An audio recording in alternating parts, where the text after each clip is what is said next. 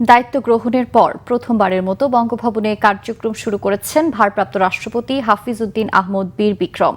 সকাল 11টায় বঙ্গভবনে পৌঁছালে ভারপ্রাপ্ত রাষ্ট্রপতি হাফিজ উদ্দিন আহমেদকে গার্ড অফ অনার দেওয়া হয়। পরে বঙ্গভবনের বিভিন্ন প্রশাসনিক কার্যক্রমে অংশ নেওয়ার পাশাপাশি সংশ্লিষ্ট কর্মকর্তাদের সঙ্গে মতবিনিময় করেন তিনি। এরপর রাষ্ট্রের সর্বোচ্চ সাংবিধানিক কার্যালয়ে দিনের আনুষ্ঠানিক কার্যক্রম শুরু করেন ভারপ্রাপ্ত রাষ্ট্রপতি। সংশ্লিষ্টরা বলছেন, সংবিধান অনুযায়ী রাষ্ট্রপতির দায়িত্ব ও কার্যক্রমে যেন কোনো ধরনের ব্যাঘাত না ঘটে সে লক্ষ্যেই স্বাভাবিক নিয়মে পরিচালিত হচ্ছে বঙ্গভবনের কার্যক্রম। প্রথম কর্মদিবসে প্রয়োজনীয় দাপ্তরিক নথিতেও স্বাক্ষর করেন ভারপ্রাপ্ত রাষ্ট্রপতি।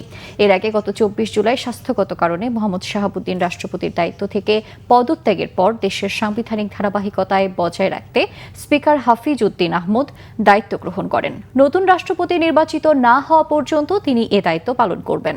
তবে তিনি অফিস করলেও বঙ্গভবনে উঠবেন না, সংসদের স্পিকারের বাসভবনেই থাকবেন।